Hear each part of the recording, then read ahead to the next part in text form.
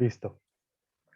Bien, listo. Entonces, repito, la sesión de hoy lleva por título Silicolonización y economía del dato.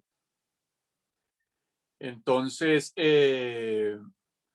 digamos que el primer punto que habría que mencionar, bueno, antes de darle curso propiamente al asunto, vamos a intentar también manejar el mismo esquema de la vez pasada, es decir, máximo hora y media de presentación del problema para que podamos abrir un espacio también de conversación y como de intercambio entre todos.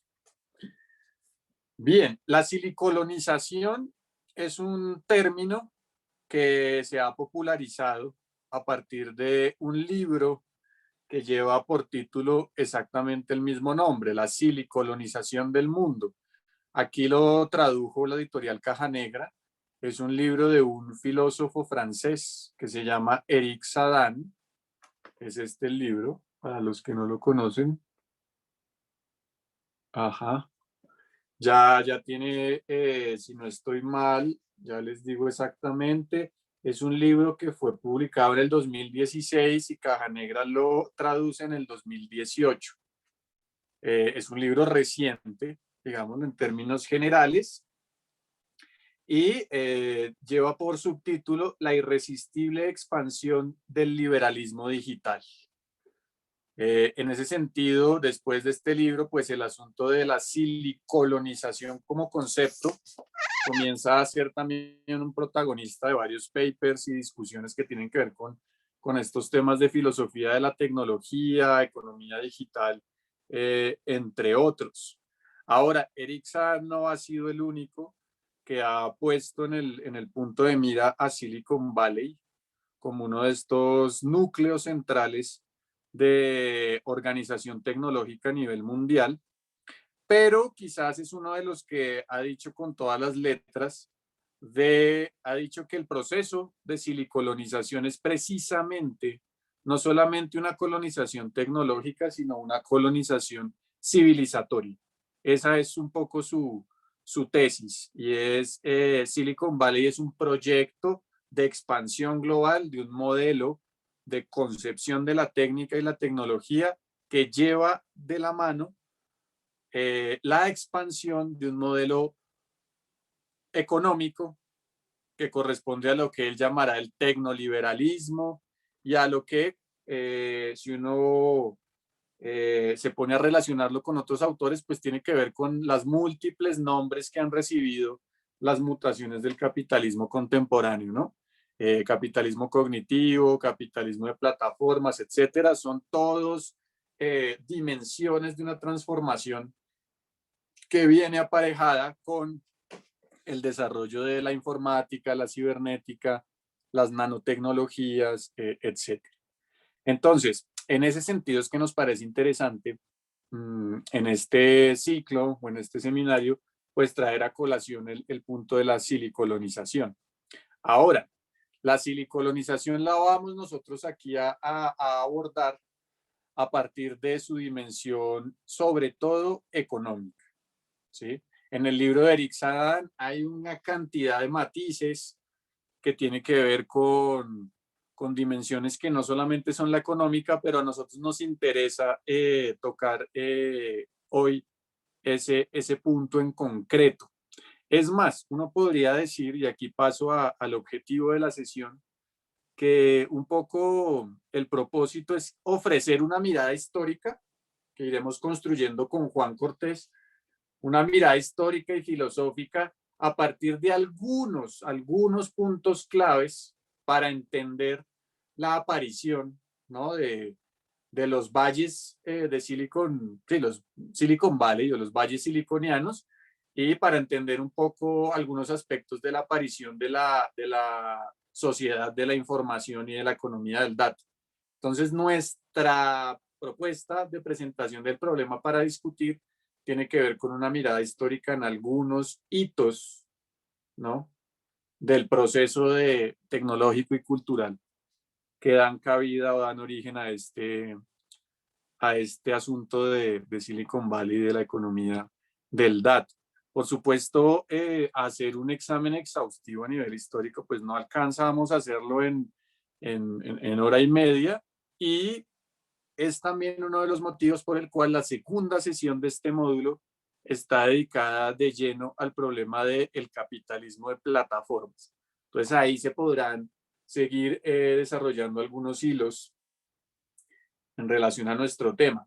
Para conectarlo un poco con lo que habíamos charlado antes, no es un misterio que Silicon Valley sea uno de los significantes que estén asociados con esta idea de monotecnología que ya veníamos comentando. No es el único, aparte de Silicon Valley también hay otros grandes eh, modelos, digamos, de organización de la técnica, pero pues este es como el que más ha permeado además a nuestra parte del continente.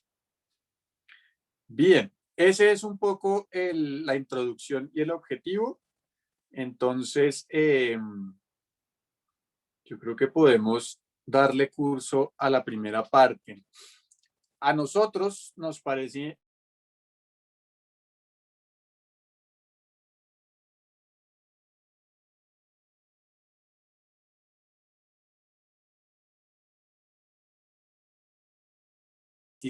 de la economía del dato desde un concepto central de un filósofo. Ah, se está trabando.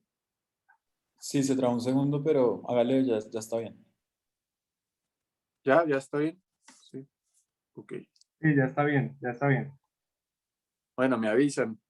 O será que me muevo a lo otro. Bueno.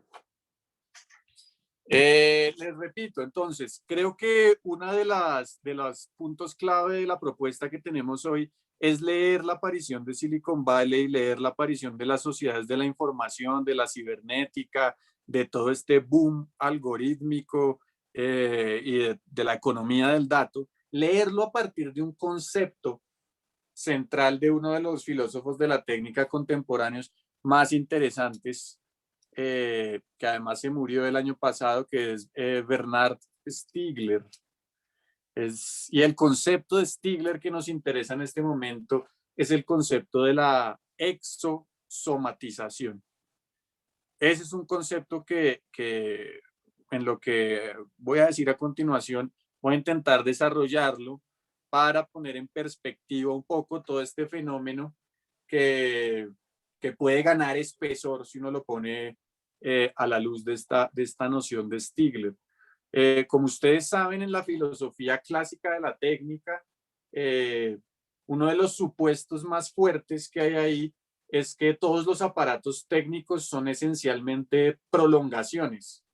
¿Prolongaciones de qué? De los órganos de los humanos, y son prolongaciones que permiten a los usuarios de esos aparatos ampliar sus alcances, el alcance de sus sentidos y de sus extremidades. Es la idea de que la técnica o el aparato funcionan como una especie de prótesis. Ese es un motivo o es un modo de análisis de las filosofías de la técnica que ya es tradicional. En ese sentido, uno entendería, por ejemplo, que el teléfono amplía el radio de nuestra capacidad de audición, que, por ejemplo, los zapatos, las calles, los automóviles consiguen un enorme crecimiento de las posibilidades de movimiento, ¿sí? Y en consecuencia, pues esta manera de entender la técnica nos ha llevado a hablar de la técnica como de una dimensión de lo que algunas personas dicen la extension of man, o la extensión del hombre, ¿no? La extensión de la especie, la técnica como extensión del cuerpo, y el cuerpo entendido como el psicosoma, ¿no? Alma y cuerpo, mente y cuerpo, es como una extensión de la vida, ¿no? Humana. Ese es un poco el foco que atraviesa gran parte de la filosofía de la técnica. Con lo cual, el ser humano se presenta como el conjunto de sus órganos y la técnica como la suma de las prótesis que lo mejoran. Entonces, habría una especie de ensamblaje o de continuación del cuerpo por medios artificiales, entre comillas, en miras a qué? A mejorar, a ampliar las capacidades funcionales, etcétera. O sea, ahí hay un montón ya explicaciones de este fenómeno técnico como especie de extensión del cuerpo humano. Según ello, el Homo sapiens pues, sería el animal técnico que trabaja desde siempre, así lo describirá Sloterdijk, trabaja desde siempre en la ampliación de su radio de acción y en la optimización de prótesis orgánicas. ¿Sí? Esta manera de entender la técnica que está explicada de una manera bastante potente en filósofos como Arnold Gehlen, que Arnold Gehlen además hacía parte del nazismo, ha hecho carrera en la filosofía y ha sido motivo de múltiples revisiones. En este contexto es que la filosofía de Stigler también cobra sentido. Y cobra sentido de una manera muy particular, porque Stigler vendría a proponer que de alguna manera nosotros somos seres vivos que producimos órganos artificiales, es decir, órganos exosomáticos. Exo en el sentido de afuera, ¿sí? Exósfera es la esfera que rodea al planeta Tierra. Un exosoma sería una especie de segundo cuerpo o de cuerpo extendido en términos artificiales. Entonces, en la medida en que seríamos una especie de seres vivos que producimos órganos artificiales, Stigler empieza a pensar la historia del humano, la historia de las culturas, la historia política, económica, religiosa, como un proceso de exosomatización. Es decir, un proceso en el cual, de alguna forma, los seres humanos se van construyendo a medida en que van produciendo una especie de envoltorios técnicos que hacen parte de su cuerpo extendido. Esos envoltorios técnicos van desde las herramientas hasta la malla satelital que rodea la Tierra hoy en día, pasando por las religiones, las instituciones, las técnicas en sus sentidos más diversos. Es tal el punto que Stigler llega a afirmar una idea muy interesante y es, lo dice algo así como, la técnica es la invención del hombre. Y cuando dice eso, la palabra del se vuelve una palabra ambigua. La técnica es la invención del hombre. Tiene por lo menos dos sentidos. El primer sentido, el hombre inventa la técnica, o la técnica es la invención del hombre. La técnica produce al hombre. Y de cierta manera Stigler estaría con ese gesto indicando que la producción de la técnica y la producción del hombre son contemporáneas, ¿sí? O son simultáneas. No es que la técnica exista después del hombre o que el hombre exista antes de la técnica, que sería lo mismo, sino que antropogénesis y tecnogénesis son parte de un mismo proceso. En ese sentido, el hombre se inventa la técnica inventando la herramienta, diría Stigler en el Paleolítico, es decir, exteriorizándose tecnológicamente en los aparatos. La técnica bajo este lente aparece como la exosomatización, ¿no? Esta especie de cuerpo extendido, que no quiere decir otra cosa que la continuación de la vida por otros medios. Ya no son solamente medios biológicos, sino van a ser también medios técnicos, ¿sí? Y esto es lo que lleva a problemas pues interesantes que no tenemos tiempo de ahondar, que es los límites, ¿no? Entre lo artificial y lo natural, la técnica y lo humano, etcétera. Si uno se pone a pensar el asunto, la técnica aparece aquí como una verdadera secreción del cuerpo y del cerebro de los antropoides. Así lo define Stigler, es una especie de secreción, sale del cuerpo y del cerebro. Y este cuerpo y este cerebro empiezan a ser definidos por la existencia misma de esa herramienta. O sea, disociarlos o tematizarlos por separado, técnica y cuerpo y vida humana, es un error, digamos, analítico que termina produciendo un montón de reducciones al momento de entender problemas como, por ejemplo, ¿cuál? La silicolonización y la economía del dato. Recuerden que Stigler bebe de la filosofía de Simondon. Y si uno recuerda, Simondon al principio de su libro sobre los objetos técnicos advierte que no tiene sentido pensar las máquinas y los seres humanos como entidades acabadas, preexistentes, que en un segundo momento entran en relación. Para Simondon, la técnica y los humanos, ¿sí?, son individuos que se constituyen a partir de procesos complejos de interacción, es decir, de individuación, emergen, ¿no?, de forma casi que simultánea.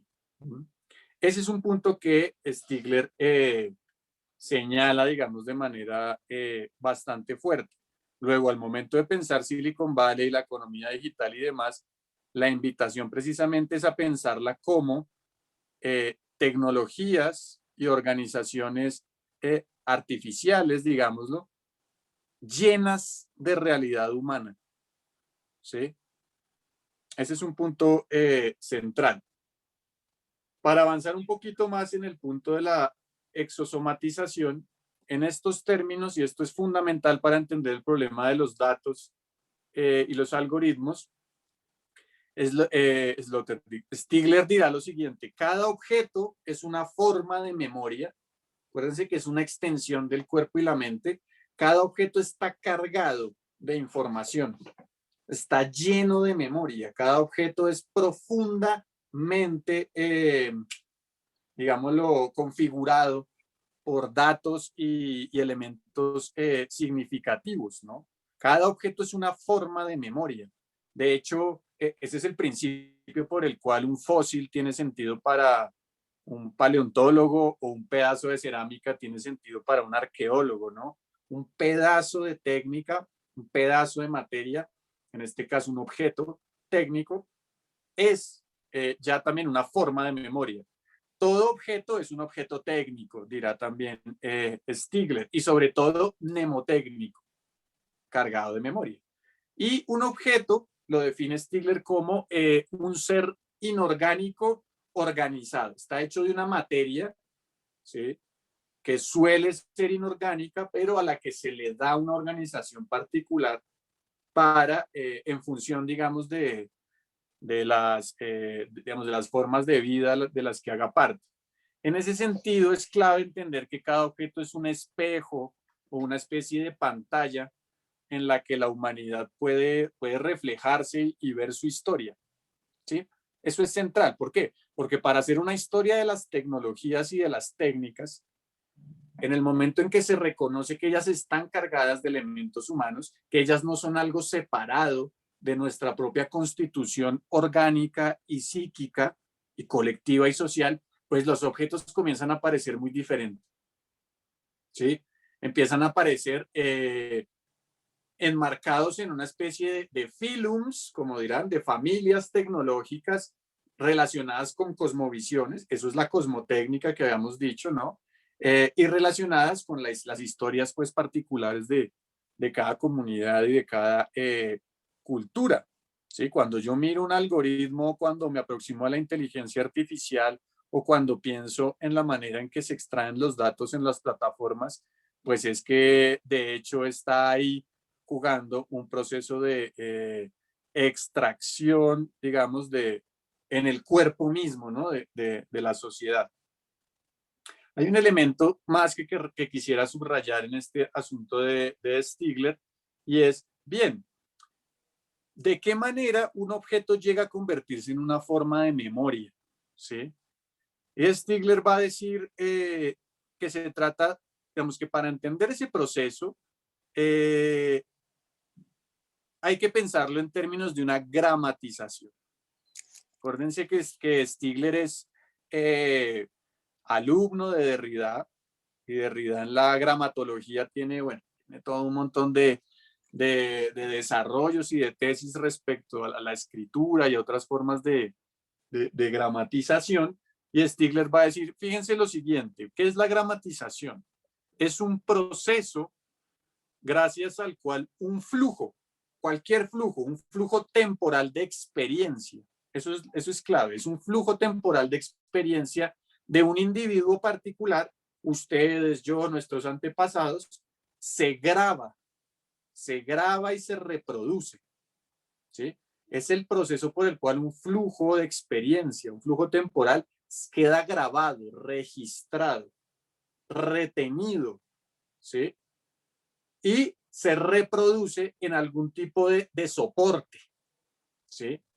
Stigler va a decir, eso solo es posible por medio de una discretización, es decir, de una especie de transformación del flujo, por ejemplo, el flujo del habla, el flujo verbal, se discretiza y se espacializa en un soporte, como por ejemplo, ¿qué? Las letras del alfabeto.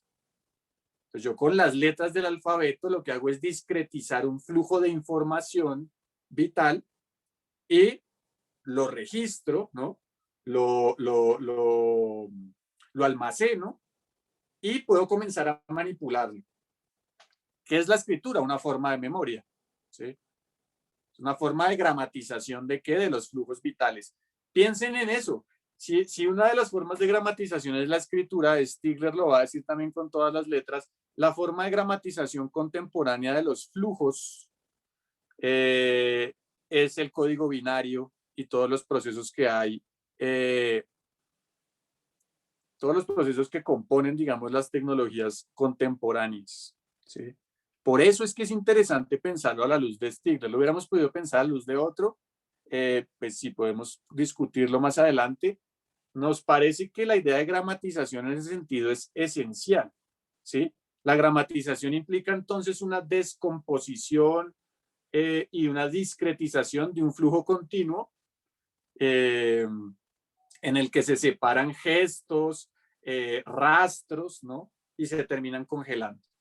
Entonces, toda esta idea de que en el capitalismo contemporáneo una de las fuentes de valor son nuestras preferencias, nuestras emociones, nuestros gustos, tiene que ver con esto. Si uno piensa en los emoticones, pues son una forma de discretización de nuestras emociones. Hay una filósofa italiana que se llama Sara Baranzoni que ha trabajado este tema de la discretización de los afectos. Y bueno, los emoticones son todo un aparato técnico para poder volver datos, ¿sí? Discretizar, grabar, registrar flujos emocionales, preferencias, un me gusta, etc. Bueno, todo ese asunto está ahí, ¿sí? Está ahí presente en esta manera stigleriana de entender la exosomatización. Bien, entonces la idea de convertir los flujos en gramas sería una especie de forma espacializada, tiene que ver con la idea de ir componiendo una especie de memoria. Si uno lo piensa con detenimiento, nuestra memoria inmediata, ¿sí? La memoria a corto plazo, la memoria del presente inmediato desde el instante presente, es un tipo de memoria. Existe otro tipo de memoria que es la memoria a largo plazo, ¿no? Que sería la que logra almacenar paquetes de presentes, ¿no? Entonces, hay una retención, la retención primaria, la primera forma de retener psíquica es la retención de la memoria a corto plazo. Yo retengo el instante anterior y listo. La memoria a largo plazo me permite retener paquetes de presentes. ¿Qué logra la técnica para Stigler? La técnica es una retención terciaria, que es el fundamento de estas dos primeras. La técnica es una especie de fondo de registro de los flujos de la historia. Las tradiciones, las comunidades, ¿sí? Son posibles porque ha pasado un proceso histórico en el que ha habido una organización técnica que ha logrado de alguna manera fijar aquellas cosas que terminan heredándose, enseñándose y configurando pues el universo simbólico e interior de individuos y de comunidades. Eso es fundamental en la tesis de Stigler. En la conversación podemos ahondar en esto y su relación con Simondon, pero voy a pasar rápidamente a un último punto en Stigler, y es la idea entonces de que existirían dispositivos retencionales del flujo, nuevamente otra manera de hablar de la técnica, en la que la técnica aparece entonces como retenciones terciarias donde están los potenciales preindividuales para que aparezcan psiquismos, culturas y que se transformen, ¿no? La técnica, la evolución de la técnica y la evolución psíquica y colectiva o psicosocial van de la mano, ¿no? Y estudiarlas aparte no tiene sentido. Entonces, la transformación tecnológica y económica, toda economía tiene una técnica, pues determina también las maneras en las que nos subjetivamos o nos convertimos en sujetos, ¿sí? Ese es un poco el mapa o el fondo, digamos, que quisiéramos plantear inicialmente y que sirva, digamos, como lente para leer lo que viene. Hasta ahí va Stigler, ¿sí? Vamos a pasar a otro momento. En lo que viene, vamos a intentar entonces proponer algunos puntos en la historia de qué, en la historia exosomática, en la historia en la que se va produciendo este cuerpo técnico relacionada con la economía, con la técnica y con la economía, ¿sí? Vamos a ver algunos puntos, algunos antecedentes a la aparición de Silicon Valley, ¿sí? La estadística, el cálculo de probabilidades, un asunto muy interesante que tiene que ver con la lógica de una especie de capitalismo de casino, ¿sí? Algunas ideas alrededor de la bolsa y los algoritmos y la cibernética para ir construyendo, digamos, históricamente el proceso a través del cual se va modificando el exosoma y con él se van modificando nuestras formas de vivir actualmente. Bien, ese es lo que viene ahorita, teniendo en cuenta como esa introducción ahí muy breve a la filosofía de Stigler. El libro de Stigler lo subimos en la carpeta de la sesión pasada, es La técnica y el tiempo 1, pero La técnica y el tiempo, si no estoy mal, hay 3 volúmenes y es una tesis que sigue desarrollando en otros de sus libros. Bueno, voy a continuar entonces con uno de los primeros antecedentes que acordamos con Juan, que es el antecedente de la emergencia de la estadística. Si uno lee los autores contemporáneos como Yukui, Deleuze, todos los que trabajan el problema de los algoritmos, la vigilancia, etcétera, se terminan plegando a esos primeros estudios que Foucault hace sobre la biopolítica y en los que la emergencia de la estadística es crucial, ¿sí? Para nosotros, la estadística, de hecho, para este punto hemos bebido bastante de Foucault, Deleuze, pero también de este libro extraordinario que es de Pablo Manolo Rodríguez, argentino, que se llama Las palabras en las cosas. Seguramente muchos de ustedes ya lo conocen. El subtítulo es Saber, poder y subjetivación entre algoritmos y biomoléculas. Pablo es uno de los filósofos más interesantes para pensar este tipo de cosas, y bueno, también está bien traer gente no solo asiáticos y europeos, sino pues gente de aquí también que es muy valiosa. Creo que es otra argentina, Flavia Costa también trabaja estos temas y bueno, podemos ahí seguir mirando. El asunto de la estadística, para resumir, tiene que ver en Foucault con lo siguiente. El hecho de que los estados acumulen, hoy vemos, los estados acumulan cada vez más datos. Ese hecho de que los estados acumulen cada vez más datos sobre los individuos no es algo que aparece con las tecnologías de la información, con las tecnologías contemporáneas, sino que es un fenómeno que está a la base misma de la constitución de los estados, de las ciencias humanas y de las ciencias sociales. La idea de acumular datos, extraer datos, registrar, codificar, ¿sí? Guardar, retener datos, es una idea que está a la base de estados y de las ciencias sociales. Foucault va a estudiar cómo este fenómeno comienza a tomar todo su cuerpo alrededor del siglo XIX con el ascenso de la estadística. O sea, la estadística como una técnica, ¿sí?, de manipulación, extracción, registro y análisis de datos se convierte en un aparato fundamental para las formas de gobierno, ¿sí?, que es lo que Foucault va a denominar la gubernamentalidad.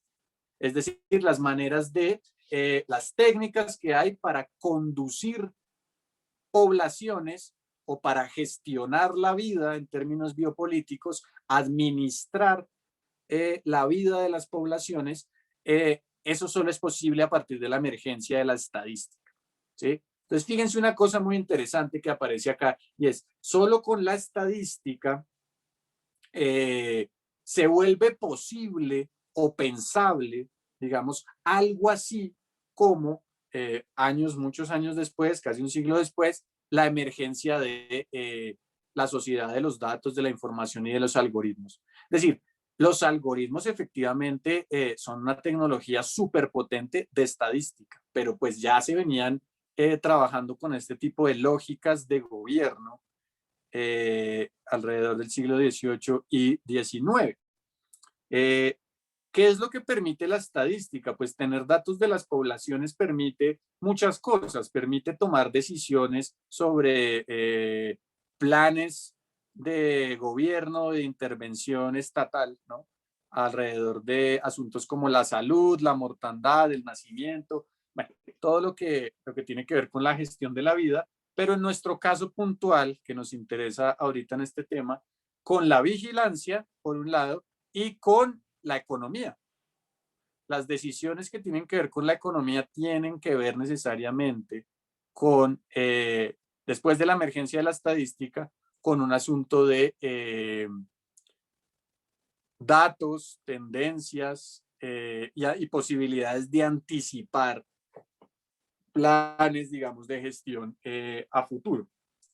Entonces, de esta manera, pues, la estadística es uno de los puntos fundamentales. De hecho, la informatización de la sociedad que va a aparecer a través de la cibernética, las teorías de la información y demás, consiste en la posibilidad que no había con la estadística del siglo XIX de convertir en datos homologables, ¿sí?, en una base tecnológica, en una misma base tecnológica, de convertir datos homologables, ¿sí?, en una base que sea común a toda una serie de registros que antes estaban dispersos y que tenían que ver con actividades diversas de individuos. O sea, una cosa es computar en el siglo XIX datos de pequeños pueblos o de ciudades, pero el tiempo en que te tardas tú de correlacionar, de producir todo un plan de gestión, de sugerir cosas, pues es un tiempo que ahorita está automatizado,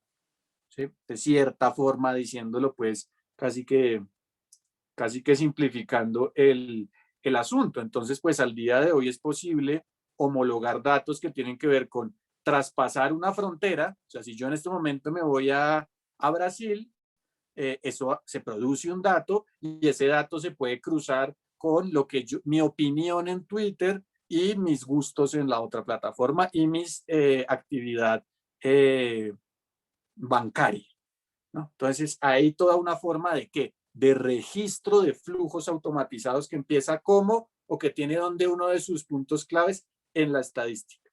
Eso es clave, digamos, como primer momento de esta pequeña historia que queremos compartirles el día de hoy.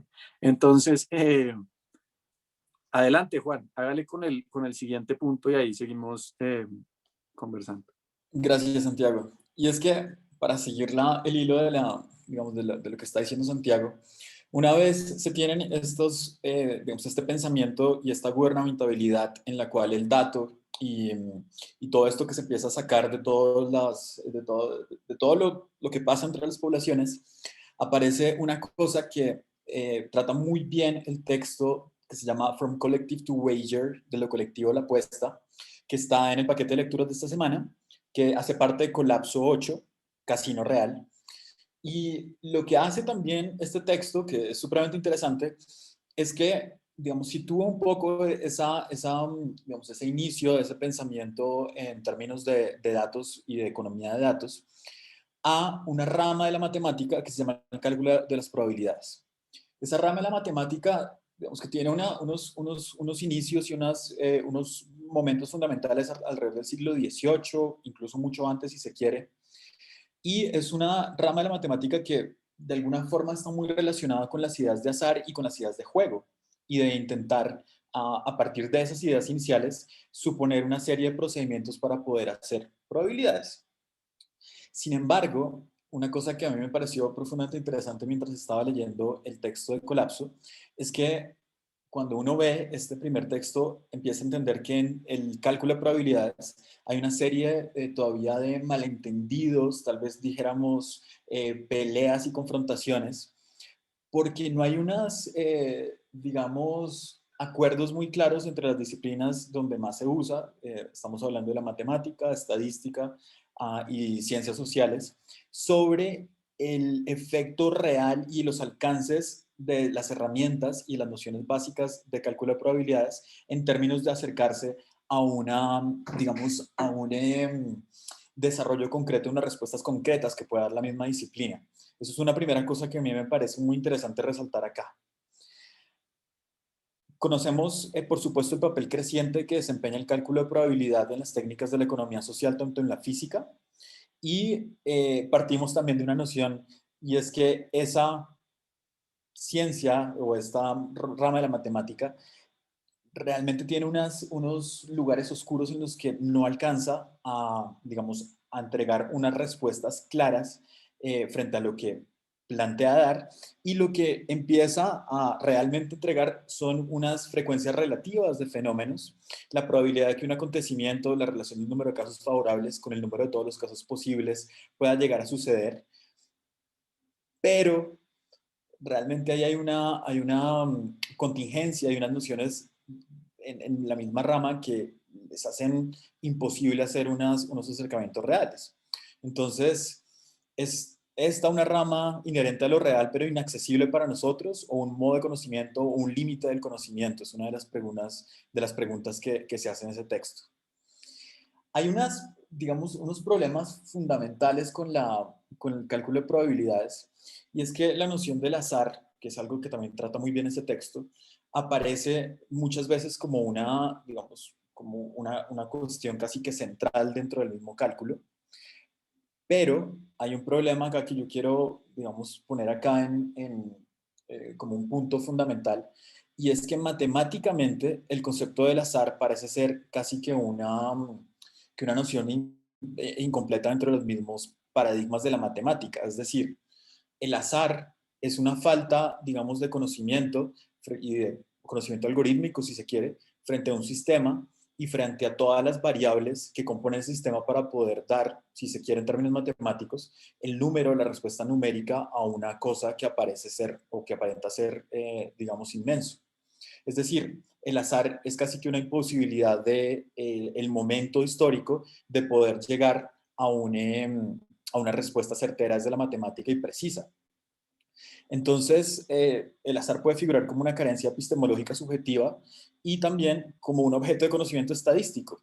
Y esto genera una tensión que es entre conocimiento y contingencia, que se condensa en la noción de probabilidad, y más tarde en una noción que va a aparecer acá fundamental, que es la noción de riesgo. La noción de riesgo tiene que ver, entendida desde la economía, tiene que ver con el cálculo de probabilidad y tiene que ver con el cálculo de probabilidad dentro de la estadística. Y eso, digamos que pertenece a una historia relativamente reciente y por supuesto que lo que vino con el riesgo es algo que tiene todo que ver con lo que pasó después con el tema de capitales de riesgo, la bolsa de valores y lo que dio auge a la posibilidad de Silicon Valley. Entonces, decimos que en los tres ámbitos en los que interviene la probabilidad, que son, podemos decirlo así a grandes rasgos, el juego, la estadística y la física, lo que tenemos ante nosotros es una larga serie de acontecimientos o fenómenos, experiencias u observaciones de masa. Aquí también podemos meter, digamos, las ciencias sociales donde se aplica la estadística, y por supuesto lo que decía Santiago de la gobernabilidad. Y la probabilidad tiene un papel en las masas, pero solo puede significar una frecuencia relativa de un fenómeno que va a pasar. Las condiciones sobre la simetría en los juegos de azar, por ejemplo, no van a engañarnos. Se trata de mecanismos en los que todo se conjuga. En el juego de azar hay un aparente azar, ¿no? Pero luego vemos que siempre en los juegos de azar termina habiendo un gran ganador, que es el dueño del casino, y que hay una suerte de performance entre los juegos de azar, donde hay lanzamiento de dados, el barajado de cartas, los croupiers, en fin, precisamente para que la frecuencia y la simetría se pongan de acuerdo. Esto es como un estadio particular de lo que llamamos cálculo de probabilidades. Todos los demás casos, en los seguros, en la teoría cinética de gases, en la termodinámica de fluidos, en fin, y si los llevábamos unos ejemplos ya mucho más, digamos, fuertes, la física cuántica, de lo que se trata el cálculo de probabilidades es de frecuencias más o menos identificables que se postulan como constantes. El cálculo se limita a partir de observaciones a, digamos, una posibilidad de coger esta relatividad de las frecuencias y devolverla una suerte de constante, tan complicado, digamos, en términos ya prácticos, porque de alguna forma o algo que con Santiago nos interesó este tema, es que realmente los modelos de predicción de futuro construyen el futuro. Y piensen en situaciones, digamos, tradicionales, voy a pedir un préstamo a un banco, o quién puede pedir un préstamo a un banco, y cómo ese cálculo de probabilidad realmente empieza a tener, en efecto, digamos, unas implicaciones muy fuertes pues, en la vida cotidiana y lo que se puedan imaginar que empieza desde ahí. Entonces, la razón por la cual, digamos, ponemos la estadística del cálculo de probabilidades es porque creemos que una forma interesante de explicar muchos de los fenómenos económicos de lo que pasó para que Silicon Valley pudiese llegar a crecer como Silicon Valley es pensar en una noción de capitalismo de casino. El capitalismo de casino ha servido para ocultar la complejidad de los instrumentos financieros implicados y la naturaleza exacta de la intrincación del sistema financiero con lo político, ¿no? El capitalismo de casino, en esa noción de riesgo, en esa noción de apuesta, en esta noción, digamos, de no poder entender todo lo que está pasando en las jugadas económicas, también hay una necesidad de poder encubrir muchísimas partes del sistema económico donde las nociones políticas, los grandes poderes, los intereses tienen unos efectos muy puntuales, como lo haría en el casino, como dijimos antes, con el dueño del casino, ¿verdad? Que lo que hace es una suerte de performance con una serie de elementos para poder hacer una simetría entre riesgo y contingencia. Así como el geómetra idealiza las barras y los redondeles de la naturaleza, ¿no? Para hacer de ellas líneas rectas y círculos, el matemático de la probabilidad transforma una serie de lanzamientos de dados, una tabla estadística en un colectivo. Su definición es la caracterización matemática de esta idealización. Por eso caracterizar matemáticamente se entiende como idealizar, ¿no? En el caso simple de los ensayos, como el lanzamiento de una moneda, solo se arrojan dos resultados posibles que podemos llamar uno o ceros. Y por supuesto, esta noción de unos ceros de binario en matemática y luego en cibernética, pues tiene una gran implicación sobre la misma estructura y condensación de los datos y lo que terminó siendo una representación binaria del mundo y una representación binaria de la economía, el dinero, etc. Entonces, acá sentamos una base, ¿no? Inicial, que es, tenemos la estadística y tenemos una ciencia que permite agarrar datos y a través de esos datos tomar decisiones. Tenemos el cálculo de probabilidad, una suerte de técnicas con muchos problemas, ¿no? Que terminaron decidiendo el destino de la economía digital y también de la gobernabilidad estadística. Y tenemos también, digamos, como casi que un matrimonio entre estos dos, la aparición de una noción que es la noción de riesgo de la economía. Y el riesgo es una categoría que se construye más que como el azar que se sufre, ¿verdad? Entendemos que el azar, digamos, en conocimiento popular es una cosa que está ahí, estoy al azar de las circunstancias, estoy a la merced del destino, en fin.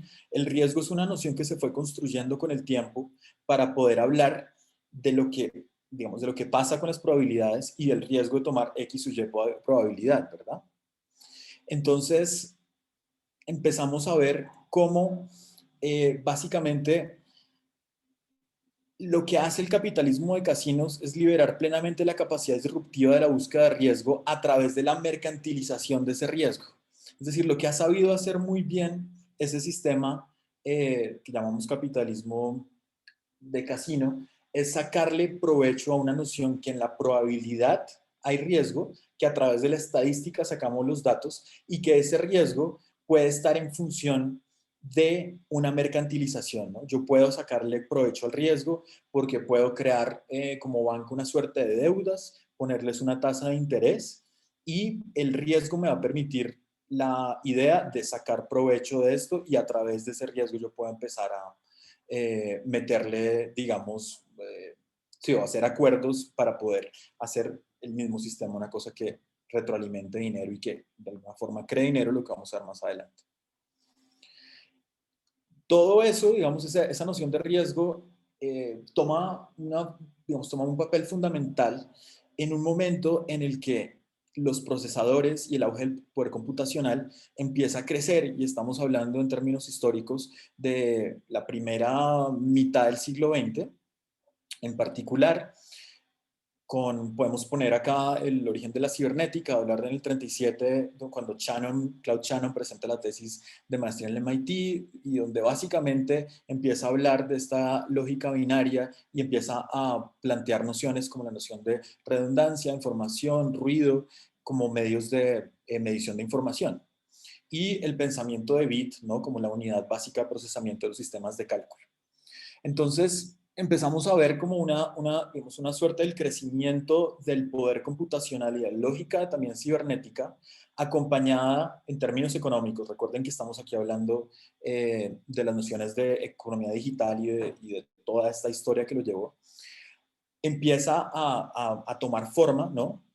A partir de las nociones de Shannon, pero también, sobre todo, a partir de la historia de John von Neumann, que lo que hace es empezar a dar toda la base tecnológica de las computadoras modernas, ¿no? A través de EDVAC, que viene a reemplazar a ENIAC, que eran sistemas computacionales que utilizaban lógicas decimales para poder aproximarse a la representación y trabajo con los datos. Y lo que hace John von Neumann de forma digamos, sumamente interesante e inteligente, es reducir los componentes necesarios para poder empezar a pensar en computadores que funcionaran con una lógica binaria, ¿verdad? Lo cual hace que fuese absolutamente posible empezar a pensar en cálculos mucho más complejos y empezar a sacarle mayor partida a esa tecnología para poder, sí, aprovecharla. Creo que Santiago quería comentar algo acá en este primer momento de cibernética y del avance computacional y el poder computacional, o quiere hacerlo más adelante. No, puedo hacerlo de una y vuelvo y le doy la palabra. Listo. Creo que aquí Juan está trabajando, proponiendo a un nivel de detalle pues lo suficientemente importante para entender la sutileza del proceso como de transformación técnica que tiene que ver con la emergencia de esta sociedad de la información. Y hay un asunto clave y es la estadística efectivamente permite, como Juan muestra, estas nuevas nociones de riesgo y de cálculo de probabilidades, ¿no? Pero sobre todo el riesgo como una especie de gesto existencial alrededor de la economía que está de alguna manera fundamentado en, por un lado, la técnica estadística, por el otro, el cálculo de probabilidades y esto enmarcado, digamos, en una transformación que se va dando lentamente a medida que vamos entrando en el siglo XX, que tiene que ver con un cambio de paradigma. Este cambio de paradigma creo que un sitio donde está explicado de una manera bastante sintética y accesible es ese texto de Yu Cui, del que también en la sesión anterior Diego propuso algunos elementos, que se llama Máquina y Ecología.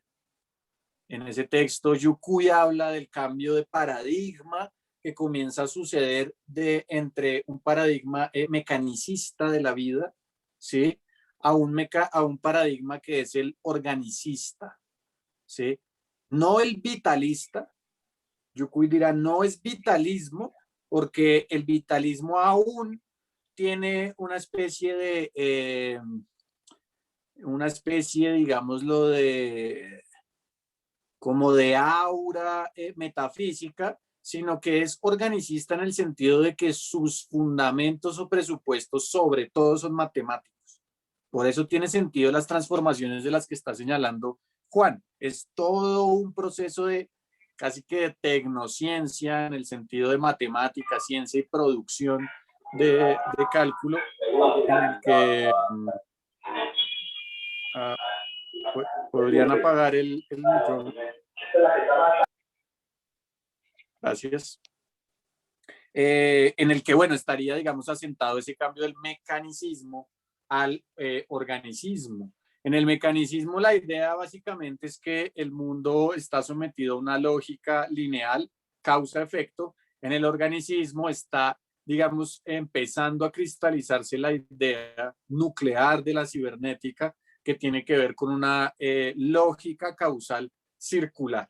Es decir, sistemas que se retroalimentan, sistemas donde aparece una recursividad, bucles de retroacción y todo este tipo de concepciones que empiezan a aparecer con la emergencia de la cibernética. Ahora, esa es la manera de explicarlo de Yu Cui. En el libro de Pablo Manolo, del que les hablaba, Las palabras en las cosas, Pablo avanza, a mi juicio, por lo menos contrastándolo con ese textico de Yu Cui, avanza un poco más y dice que aquí comienza una especie de, él lo llama una especie de cambio de episteme, es decir, una especie de cambio de paradigma epistemológico, y él lo va a denominar una episteme posmoderna, ¿sí?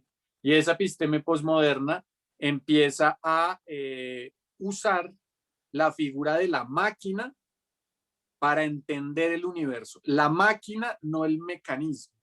La máquina en el sentido cibernético. ¿En qué radica este cambio de paradigma?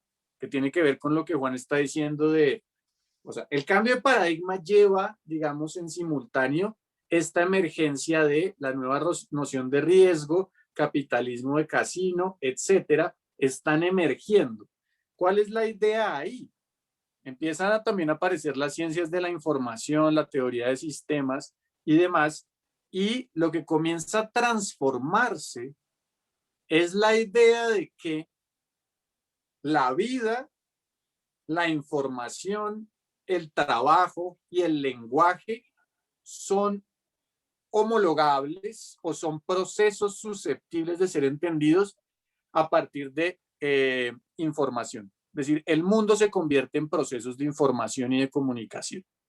¿Sí? Que palabras más, palabras menos, el mundo se convierte en procesos de interacción de señales, de signos, de flujos informáticos, ¿sí?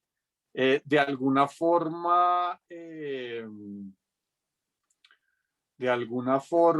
el título mismo del libro, las palabras en las cosas, apunta precisamente al hecho de que las funciones de la comunicación y de la información no son funciones exclusivas de lo humano, ¿sí? Sino que los signos y los procesos informáticos hacen parte de todo el campo de lo real, ¿sí? Es decir, hay una especie de semiótica general del mundo susceptible de ¿qué? De ser estudiada, de ser usada o explorada a través de medios científicos, experimentales, técnicos, ¿sí?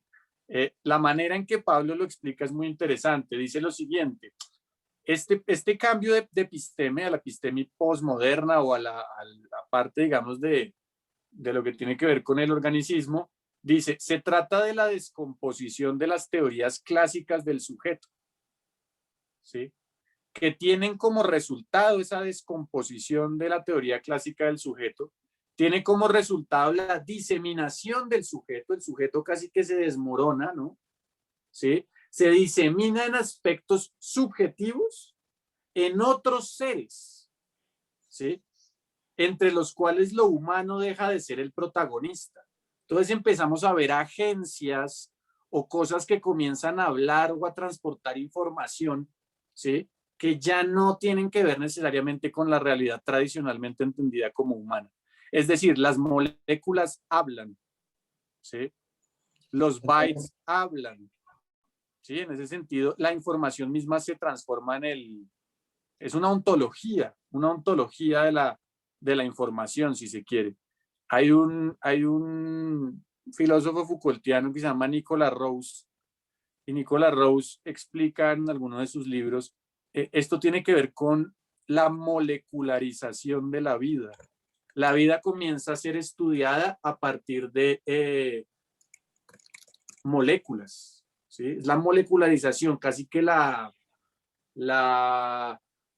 todo se vuelve microscópico, todo se moleculariza y ya las explicaciones tradicionales a partir de unidades macro, como por ejemplo el sujeto o el inconsciente para estudiar la mente, no tienen sentido. El paradigma de la molecularización lo que va a hacer es llevarnos a estudiar los procesos psíquicos a partir del yo neuroquímico. Es decir, somos ante todo procesos moleculares de la química cerebral. Y es a ese espacio donde hay que ir. Fíjense que esto es paralelo, digamos, la emergencia, sociedad de información, cibernética, desarrollos, ¿no? En teorías de la computación, desarrollos también en nanotecnología un poco más avanzado, el siglo, es decir, todo un aparataje técnico que comienza a estudiar la vida como si fuera mecanismos de información. Ya no se trata de un misterio al estilo del elan vital y del vitalismo, sino se trata de procesos, ¿sí? De los que dependen las funciones morales, las funciones éticas y demás. Eso a nivel, digamos, biológico, esa molecularización, pero a nivel, digamos, económico, tiene que ver con la financiarización de la economía, pasar de la idea del soporte en oro a la idea de la especulación en bolsa, de las microtransacciones y otro montón de elementos que tienen que ver con este cambio paradigmático. El cambio paradigmático en términos stiglerianos es precisamente una especie de cambio, transformación exosomática, es decir, la manera, la memoria técnica se va modulando y el problema es que uno no sabe qué es lo que lo modula a uno en la cotidianidad, ¿sí? O sea, todo este paradigma y todo este ejercicio conceptual, pues es difícil observarlo, digamos, en el nivel de la cotidianidad. Y bueno, tiene que ver con este asunto de la economía que dice, bueno, ya si quiere siga. Sí, es que está re bueno esto que usted está diciendo porque se conecta mucho con esta parte que es una parte donde hay una suerte de, sí, unos momentos históricos muy particulares y una visión que yo creo que les va a interesar tanto como a mí cuando lo leí. Y es que, entonces, veníamos de esta lógica de la cibernética, de John von Neumann, de esta representación maquínica mucho más poderosa. Luego seguimos con que los computadores empezaron a volverse computadores personales, a que el silicio transformó toda la industria de los chips computacionales, en fin, es decir, empieza a haber digamos, un gran poderío y gran accesibilidad de muchas industrias a lo que la computación, digamos, brindaba, ¿no? Y en ese sentido yo quiero hacer un pare acá, y es que con esa capacidad técnica hubo un cambio supremamente interesante precisamente en los juegos de azar y en la idea de casinos, ya que estamos, digamos, partiendo de esta lógica de casinos, y esto también es de otro texto que está en Colapso, de los que les pasamos. Y bueno, tal vez uno podría partir de decir que no es absurdo intentar diagnosticar una civilización en términos de los juegos que son populares en ella, ¿verdad? Que es una frase que escribió Calvá en el 58. Y lo que pasa, digamos, es que podríamos decir, ¿no?, que en términos de la industria del casino, lo que había hasta finales de los años 50 y principios de los 60 era unas lógicas que podían ser abordadas, o sí, unas lógicas sociales que podían ser abordadas dentro del casino desde una perspectiva netamente psicológica, ¿no? Entonces yo entro al casino, quiero jugar póker, entonces para jugar póker yo podría, por ejemplo, empezar a leer quién es el croupier, podría empezar a pensar en estrategias para poder entrar a un juego de póker desde una perspectiva casi que de lectura y estrategia psicológica. Hay todo un ritual, ahí de nuevo la idea de performatividad pues aparece de una forma profundamente clara en lo que pasaba en un casino.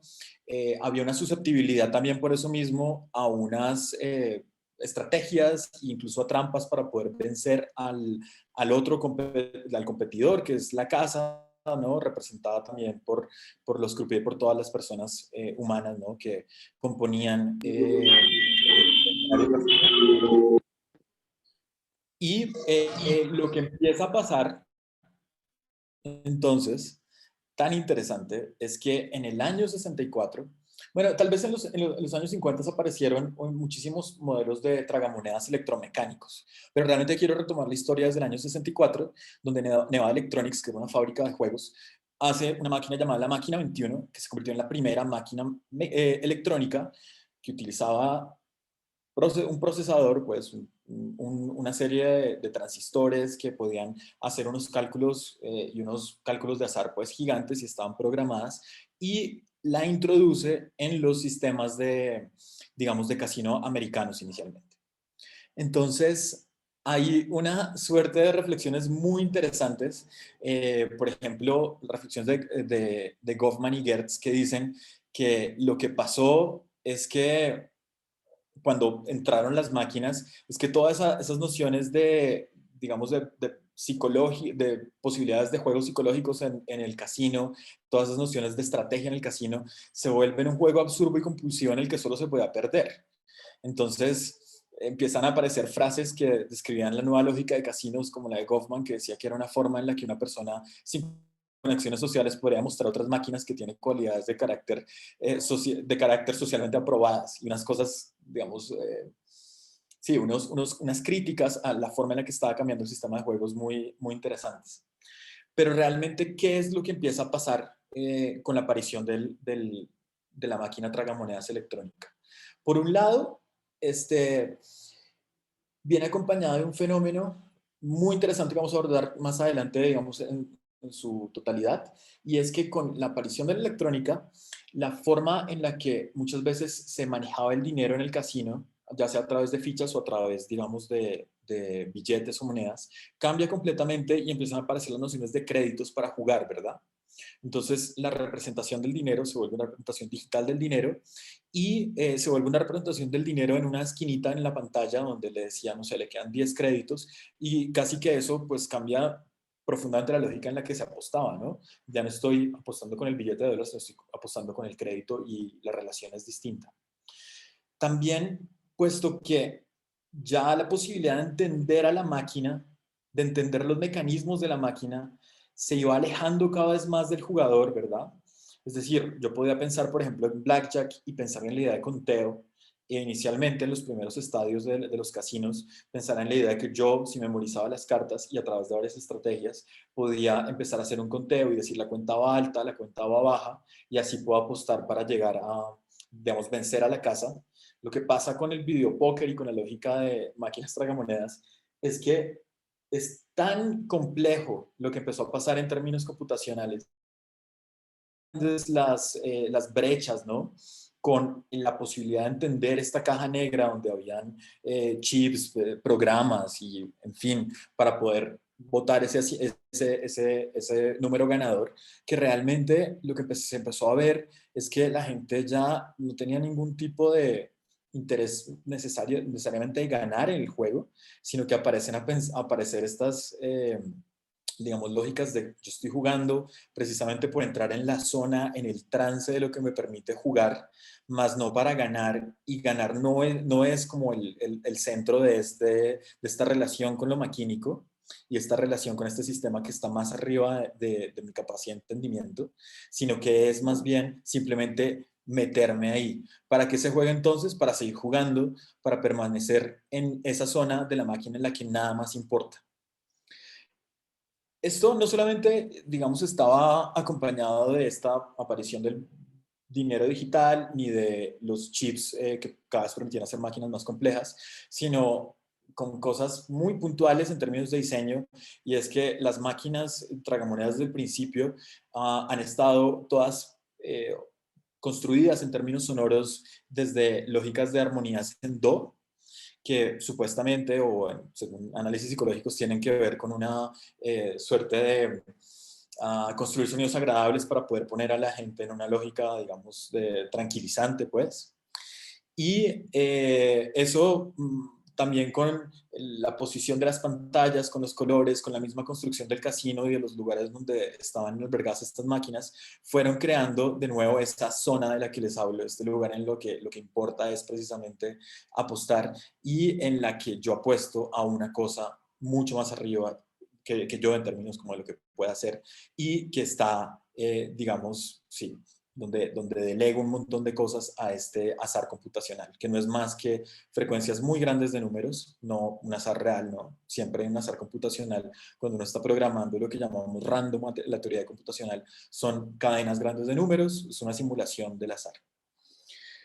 Entonces, en este mismo texto, y hablando también de esta lógica, y creo que esto es fundamental, empezaron a hacerle unas entrevistas a las personas que estaban programando esas máquinas y otros videopókers de los 90s, para preguntarles cómo era una relación desde la programación, ¿no? De esas máquinas. Es decir, yo como programador, yo por ejemplo soy programador y entiendo si yo voy a programar algo que funcione con el azar, cómo ese algo que yo estoy programando funciona con una cierta simulación, y yo puedo escoger entre varios tipos de azar simulados, ¿no? Yo puedo escoger, no sé, el objeto random, pero puedo buscar una librería en, qué sé yo, en Python para simular otros tipos de azar y otros tipos de ruido computacional que pueden simular un azar. Es decir, siempre parto de la simulación, pero termino cuando hago mi programa, pues dejándome llevar por esa simulación y diciendo esto efectivamente es azaroso, ¿verdad? Lo mismo pasa un poco con estos diseñadores que hacían las máquinas.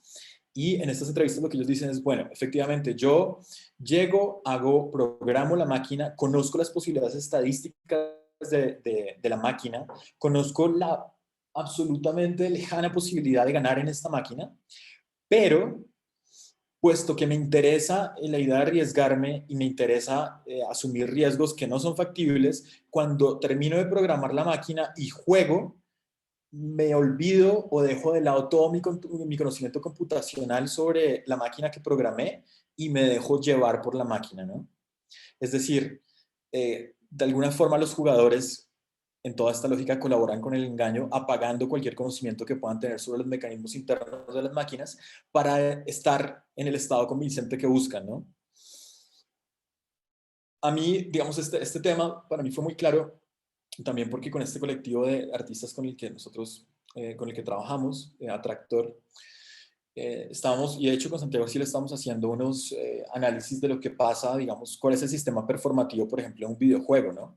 En un videojuego hay un jugador, hay una máquina que está haciendo una performancia de un código, y hay un código, ¿no? Una suerte de reglas, pero puesto que muchos de los videojuegos funcionan en tiempo real haciendo esa performatividad, y hay otros elementos que entran ahí en escena, la electricidad, el mismo carácter, digamos, de las oxidaciones dentro de los componentes, el si está sucio en caso de un PlayStation viejo, en fin, realmente la experiencia nunca es la misma. Y siempre uno de los estados de esta máquina que pasa cuando uno está jugando un videojuego, por ejemplo, o estando en el casino, es la idea del jugador que se deja llevar, ¿no? O que le delega, digamos, ciertas partes de la voluntad, si se quiere incluso, a un sistema que está recreando un performance entre el código y el hardware.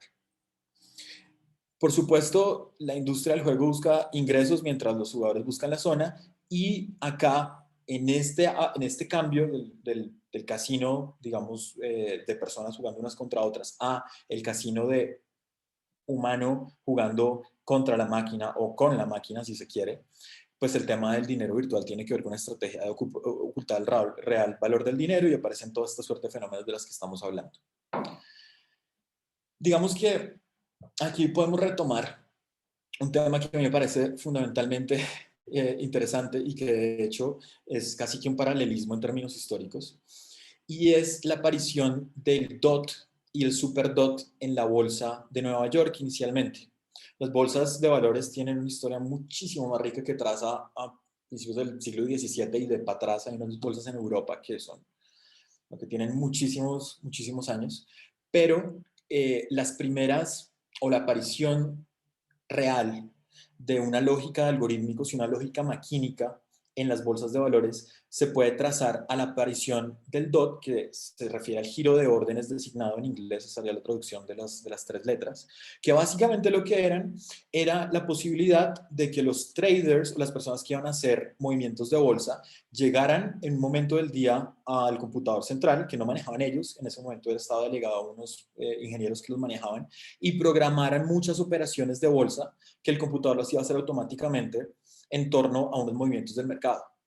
Es decir, el cambio inicial era, yo no tengo que estar todo el día haciendo operaciones de bolsa y mirando todos los valores y realmente llegar a un control yo sobre digamos, el trading, sino que puedo empezar mediante ese sistema DOT a delegarle a un software y a un sistema computacional esas operaciones. Lo que eso dio en la bolsa de Nueva York fue, por supuesto, un despegue muy grande de la cantidad de transacciones que se pueden hacer al día. El computador ya no puede hacer, digamos, 5 transacciones por corredor, sino cientos de transacciones. Y una noción de que, además, que fue, digamos, no sé si la palabra sería empeorando, pero sí creciendo con el tiempo, una noción que en ese mismo, digamos, sistema que se crearon en las bolsas, el riesgo y la idea de estar mirando ya a lo que está pasando en términos computacionales con mis acciones y el seguimiento mismo de esas acciones y de esas operaciones que van creciendo y cambiando, esté delegado a un sistema maquínico donde yo no puedo ni siquiera ver cómo se están comportando las operaciones y cómo se están haciendo, pero sí puedo ver una suerte de resultados, lo cual genera, creo yo, una lógica particularmente distinta por la sobrecarga de transacciones y por la rapidez de las transacciones, ¿no? DOT y sistemas de SuperDOT que vino 4 años después, más los algoritmos que vinieron ahí en adelante, llevaron en el año 87 a una primera caída, esto es una cosa que se disputa mucho entre economistas, del mercado de valores, precisamente porque ese impacto de las negociaciones por computador pues fue creando unos desplomes bursátiles por la cantidad de operaciones, digamos, no controladas que se empezaron a hacer. ¿Por qué ponemos esto como antecedente? Porque lo que pasó con la primera caída de Silicon Valley, de nuevo me refiero ahora sí al principio del texto de Saddam, donde él hace un recorrido sobre el primer Silicon Valley, el segundo Silicon Valley, el tercero, y el primer Silicon Valley, el crecimiento y el auge real de las primeras empresas que fueron las .com, donde estaban varias de las que hasta hoy traemos, estuvo acompañado completamente con un sistema, digamos, de bolsa y de operaciones de riesgo y capitales de riesgo que se desplegaron completamente para apoyar y para inflar esas empresas en el momento inicial, lo cual también creó muchos desplomes de capital, incluido el del 2001. Vamos a, si les parece, a ver qué fue lo que pasó pues para que esto llegara a ser así, ¿no? Entonces, voy a hacerlo muy rápido porque no quiero quedarme mucho en esto, pero básicamente después de la Segunda Guerra Mundial, ustedes ya, que todos bien saben que estas lógicas fordistas en Estados Unidos generaron digamos, un auge, una bonanza pues del sistema capitalista, pero mientras eso pasaba, pues Alemania y Japón y otras potencias se fueron recuperando con el tiempo y empezaron a proponer unos modelos, digamos, de producción como el modelo toyotista en Japón, que básicamente tenían una forma de manejar los recursos muy particulares, eran mucho menos, digamos, que si en el capitalismo fordiano había más recursos de los que se necesitaban, había muchas bonanzas, muchos sí, bonos para los trabajadores, en fin, los modelos toyotistas empezaron a ser mucho más precavidos con los recursos, empezaron a pensar muy bien en cómo optimizar cada parte de la producción, en quitar gente de la cadena de producción, en fin. Y por supuesto el avance también de otros sistemas mucho más adelante, como el chino, en fin, fue quitándole, digamos, la posibilidad de Estados Unidos de ser el centro de producción y fue obligándolos a cambiar el modelo de producción de mercado para poder pensar en otras formas de hacer dinero como lo venían haciendo, ¿no? Entonces, esto es una historia súper corta y súper simplificada, pero solamente todo esto para decir que cuando vieron la posibilidad en los noventas de ese auge de la economía de bolsa digital, lo que hizo la economía, como bien decía ahorita, fue meterle muchísimo dinero de capitales de riesgo, ¿no? Entonces podemos hablar de una cuadruplicación de la cantidad del crecimiento de estas empresas que venían en los noventas y con una particularidad que fue lo que se cree, y esto también lo dice Zdeněk en el libro de Capitalismo de Plataformas, y es que si ustedes piensan efectivamente, no sé, pensamos en plataformas como Google, que estaban haciendo una suerte de servicio, si se quiere, de ordenamiento del Internet, ¿no? O piensen también en los servidores de correo que estaban haciendo un servicio de comunicación inicialmente sin toda esta matriz de mercantilismo que después se volvió el centro de estas empresas. Eran empresas, estas .com originales, que no tenían un propósito claro de cómo ganar dinero de eso que estaban haciendo, ¿no? Recuerden que uno de los problemas principales, incluso de Facebook, unos 15, 20 años después, era que no sabían, después de tener todos estos datos, qué hacer con eso. Y siempre en las juntas de valores, bueno, ok, ¿cómo vamos a volver esto un sistema productor de capital, ¿no? Entonces lo que pasó fue que hay este auge de meter la plata acá porque se cree que este es el nuevo, digamos, el nuevo oro, ¿no? Estas economías.com, pero puesto que no había un retorno claro y puesto que esto se infló de una forma absurda, un crash del Nasdaq en el 2001 porque el Nasdaq alcanzó el pico, ¿verdad? Es por eso, digamos, por esta historia corta, que creemos que si pensamos, ¿no?, en esta lógica que recojámosla un poquito, entonces empezamos a entender la probabilidad de datos, la estadística, luego el avance de estas ciencias en torno a la computación, luego incluso el avance de la computación en torno a los sistemas de casinos y los vinculamos de forma provocadora, provocativa a los sistemas de bolsa. Y todo eso en conjunto es lo que le da esa cama, ¿no? Ese lugar fértil para que Silicon Valley empezara a ser el monstruo siliconizador que conocemos hoy en día. Santiago. Bien, listo.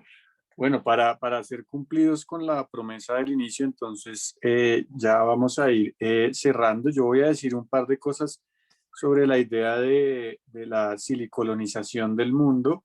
Efectivamente, como Juan señala, en el libro de Saddam, él hace una historia, ¿no?, de los orígenes de Silicon Valley en San Francisco, de todo el ambiente cultural que hay ahí en esa ciudad y de cómo de alguna forma esa ciudad unos años antes, así como fue, digamos, un lugar donde la fiebre del oro se cristalizó de una manera bastante palpable, años después, con este auge de gente investigando en las ciencias de la información y en la computación, comienza a emerger, y es interesante el término, una segunda fiebre del oro, que sería una fiebre de los datos.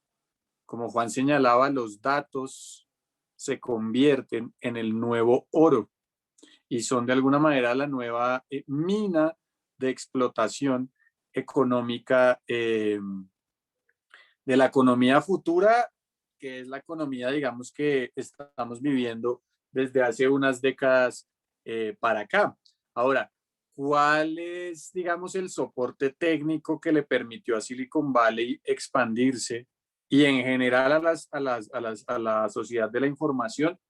Pues tiene que ver, de hecho, con el desarrollo de tecnologías en términos de redes marítimas, es decir, de materialidad de la técnica en términos de redes marítimas. Piensen esto como exosomatización, pero una exosomatización industrializada, es decir, la organización del cuerpo, de la extensión del cuerpo y el alma individual y colectiva empieza a ser organizada técnicamente bajo la forma ya no de fábricas industriales, que son obviamente indispensables para entender el asunto histórico, sino de redes marítimas que conectan zonas del mundo antes desconectadas a partir de estas tecnologías, y además de redes satelitales. ¿Qué aparece acá o qué comienza a perfilarse acá? Un cambio que tiene que ver con las sociedades disciplinarias en Foucault, donde los espacios de encierro eran indispensables para vigilar a los individuos y para poder extraer datos, ¿no? Para poder gestionar sus vidas y administrar sus comportamientos, ¿no? La cárcel, la escuela, todo lo que nosotros conocemos de la teoría Foucaultiana, el batallón, el hospital, etcétera, espacios de encierro, ¿sí? Si no encerramos, no los podemos vigilar y no los podemos estudiar o no podemos extraer los datos. Con estas nuevas redes y estos desarrollos tecnológicos y de cambio de paradigma científico, pues aparece una forma de transformación de la vida social en la que los espacios de encierro ya no son necesarios, ¿sí? Y no son necesarios porque hay maneras nuevas de vigilar. Vigilar, entendámoslo también en el sentido de poder mantener la atención sobre los flujos vitales para poder extraer datos y luego monetizarlos, ¿no?